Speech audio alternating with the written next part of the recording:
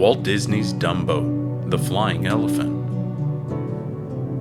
The circus had come to town. All the circus people were getting ready for the show. While the ringmaster gave orders, the workmen put up the last big tents.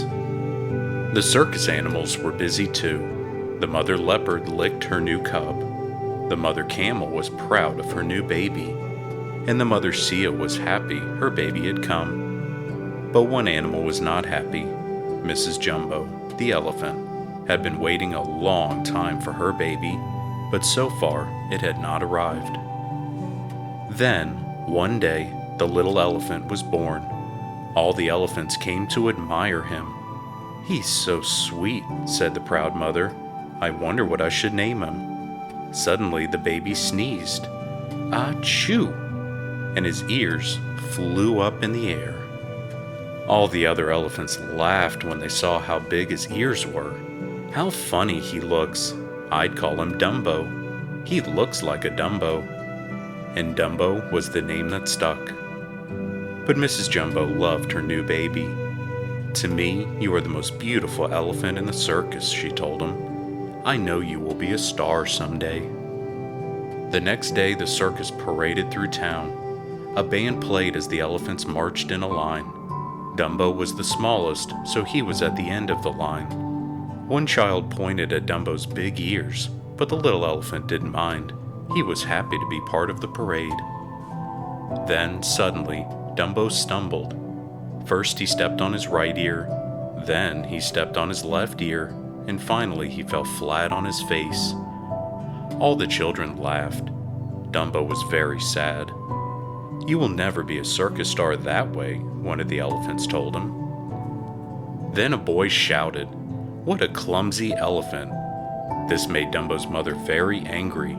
She picked up the boy with her trunk and shook him. "Help! Help!" he screamed. "Uh-oh," thought Dumbo. "There's going to be trouble." And trouble there was. People began to run away screaming, "Wild elephant! Wild elephant!" The keeper came and put a chain on Mrs. Jumbo's leg. He led her away to a small cage. "Now you won't be able to make any more trouble," he said. "Don't take her away," cried Dumbo. "It was all my fault." But the keeper didn't listen. He shoved Mrs. Jumbo into the cage and locked the door. She looked out sadly at her son. "Be a good little elephant, Dumbo."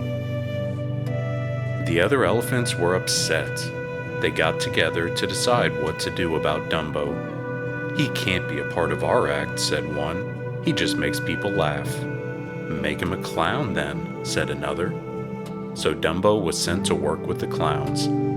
They gave him a ruffled collar and they painted his face in a funny way. This made Dumbo very sad. He wanted to be an elephant, not a clown. That evening, the elephants performed without Dumbo. When they were done, the clowns rushed in dressed as firemen. They had a fire engine, a ladder, a hose, a net, and a tub of water. But where was Dumbo? Dumbo was in the burning house. "Jump, Dumbo, jump!" shouted the clowns. Even though the flames were not real, Dumbo was afraid. But finally, Dumbo jumped. The clowns held tight to the net. "Hooray!" they shouted. "You were wonderful." But he didn't feel wonderful. He missed his mother, and he still didn't want to be a clown. The next day, Timothy the circus mouse found Dumbo looking sad. "Don't be unhappy," he said. "I will be your friend. I will find a way to help you. Those big ears must be good for something. Maybe I can teach you how to fly with them." Timothy took Dumbo into the woods. There, he made a runway out of a log and a board. "Just flap your ears hard and jump off," he shouted. 3 crows sat on a branch and watched. Dumbo flapped his ears hard and jumped. He fell flat on the ground. "I'll never be able to fly," he said. But clever Timothy had another idea. He picked up a crow's feather and handed it to Dumbo. "Take this," he said. "It's magic. Just hold it in your trunk and jump." So Dumbo jumped in the air and flapped his ears. and all the time he held tight to the feather. Suddenly, he was flying. "Good boy, Dumbo," said Timothy. The three crows could not believe their eyes. Higher and higher he flew. The green hills and the yellow farmhouse were far below him. "Look at him go," squawked the crow with glasses.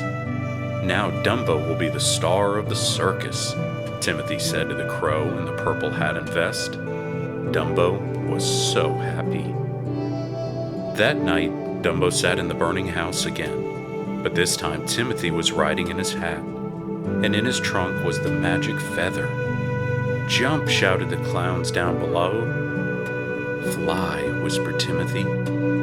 Dumbo flew into the air. But just then, the feather slipped out of Dumbo's trunk. "Help! I'm falling! I can't fly without my feather," cried the little elephant. Timothy quickly jumped out of the hat and slid onto Dumbo's trunk. "Dumbo! Dumbo!" he shouted. "That feather isn't magic. You can fly without it." "Really?" asked Dumbo. "Yes," said Timothy. "Hurry up, flap those ears and fly." The little elephant began to flap his ears as fast as he could. Up, up, up, he sailed to the top of the circus tent. "I can fly! I can fly!" cried Dumbo, "even without my feather."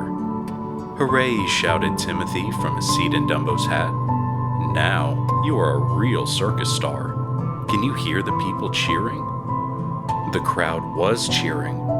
"See the amazing flying elephant," shouted the ringmaster as Dumbo flew over his head. Dumbo made a perfect landing right in front of the other elephants. "Well done, Dumbo," they said. "Dumbo, you were so good," said the ringmaster, "that I will give you anything you want." Dumbo knew right away what he wanted. "Please let my mother out of the cage," he said.